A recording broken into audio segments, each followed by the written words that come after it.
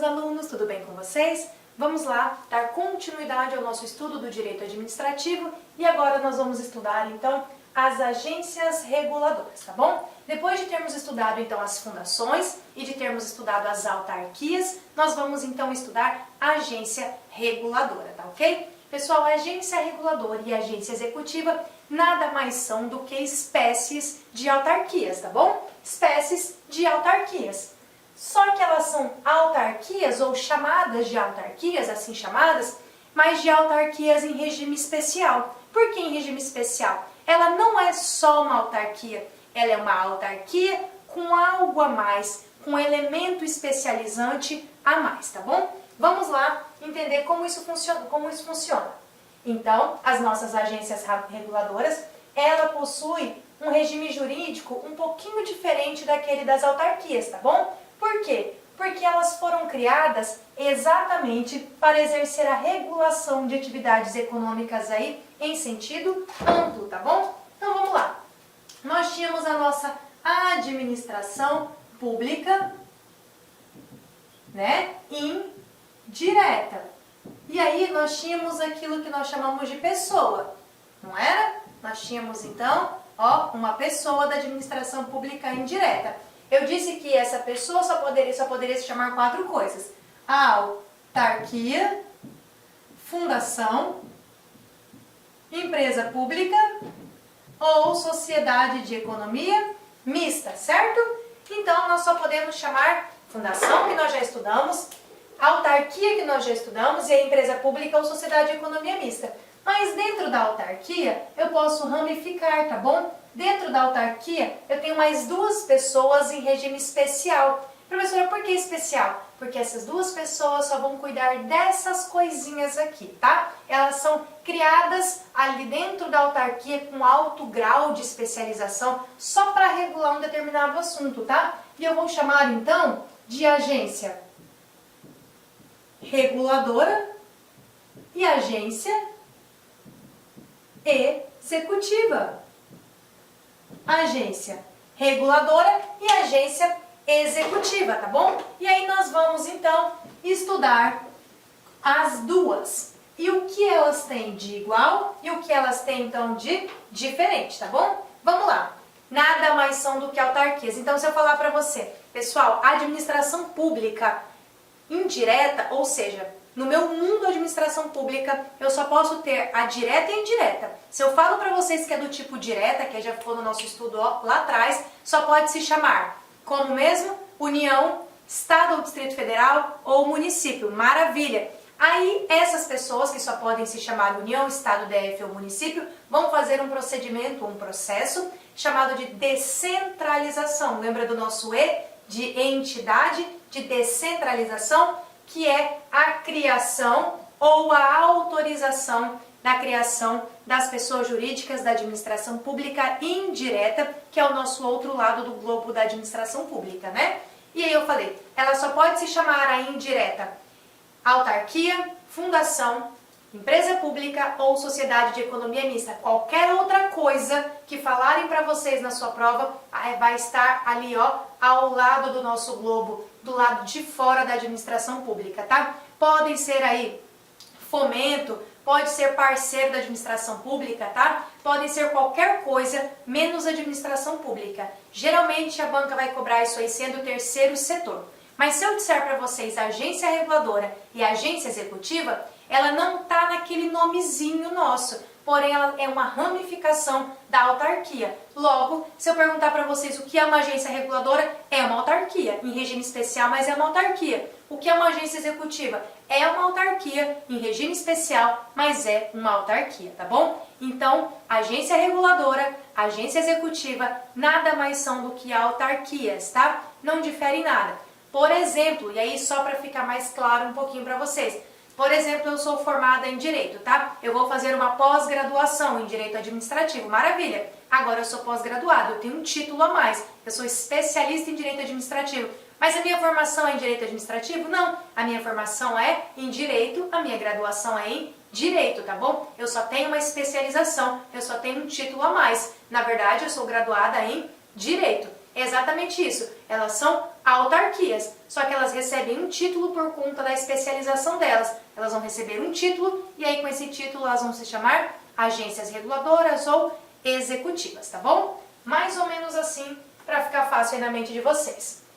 Para o professor Marcelo Alexandrini e o professor Vicente de Paulo, são excelentes doutrinadores também aí na matéria de direito administrativo e constitucional, tá? Já fica a dica. Ele vai dizer o que é uma agência reguladora. E a partir deste conceito é que eu preciso conversar com vocês. Por quê? Quando a tua prova pede agência executiva e reguladora, é daqui que ela extrai o conceito, tá? É desse livro, é desse tópico do manual do professor Marcelo Alexandrino, aqui, Vicente de Paulo, que ela vai extrair o conceito, então, de agência reguladora e agência executiva. Vamos lá. E eu preciso que você saiba que esse é o ponto, esse é o cerne, esse é o centro do seu entendimento, tá? Vamos lá. Então, agências reguladoras são entidades administrativas. E por que elas são entidades? Porque elas foram criadas a partir daquele processo de descentralização e elas fazem parte da administração pública indireta. Por isso elas são entidades administrativas e o pulo do gato é de alto grau de especialização técnica, tá? Ela é especialista naquilo que ela foi designada. Ela é por exemplo, pessoal, tudo que há de mais técnico e de mais sabedor acerca daquele assunto, tá? Então isso é uma agência reguladora. É um alto grau de especialização técnica, de conhecimento, de sabedoria técnica acerca de um determinado assunto, tá? Elas são integrantes, então, da estrutura formal da administração pública, ou seja, integra aquele nosso globo da administração pública que eu dividi em dois, chamei de direta e chamei de indireta. Elas englobam isso aqui, por quê? Porque elas fazem parte da indireta, porque elas são espécies de autarquia, porém em regime especial, tá bom? São instituídas como autarquia sob regime especial. A função delas é regular um setor específico de atividade econômica de um determinado serviço público ou de intervir aí então nas relações já existentes, tá bom? E elas devem atuar aí com a maior autonomia possível em relação ao poder executivo aí e ao Estado, tá bom? Professora, por que essa agência reguladora tem esse alto grau de especialização técnica? Porque quando eu falo em um assunto, você já vai lembrar dela. Por exemplo, se eu falar da ANS, tá bom? Da ANS, da Agência Nacional aí de Saúde, você já vai lembrar aí que a ANS é o órgão máximo, né? É o melhor órgão em tese aí para regular a atividade aí da saúde, a ANS. Logo, a agência reguladora, uma autarquia em regime especial com alto grau de especialização técnica. A ANS sabe alguma coisa de aviação civil? Não, a ANS sabe sobre saúde. Se eu falar para você ANAC, você vai falar, opa, se a ANAC falou é porque é assim, né? Por quê? Porque a ANAC é uma agência reguladora com alto grau de especialização técnica. Adianta a ANAC falar alguma coisa para nós sobre saúde? Nada. A ANAC é especialista em aviação civil. É uma agência reguladora com alto grau de especialização, então, na aviação civil. Não resolve nada ela falar para nós sobre saúde. Se eu digo para você a ANTT, que é a Agência Nacional de Transportes Terrestres, né? Então ela é especialista, ela tem esse alto grau técnico de especialização técnica nessa área, então aí do transporte terrestre. E nada adianta ela falar para nós sobre aviação civil, ó, para nós sobre aviação civil, não é com ela não é a detentora desse conhecimento técnico aí, tá bom? Para ficar fácil de entender. Vamos lá, quais são as características então da agência reguladora? São autarquias em regime especial, tá bom? Elas surgem com as universidades federais. Elas não são obrigadas a adotar um regime especial, tá bom? Por quê? Elas poderiam ser órgãos, tá bom? Despersonalizados, que integravam aí a própria estrutura da administração direta, sem problema nenhum. Porém, o que acontece? Para ficar mais fácil, tá? Com maior autonomia, é que foi dada a ela a característica de indireta, para ela ter uma maior autonomia financeira, autonomia funcional, tá bom? Justamente por isso.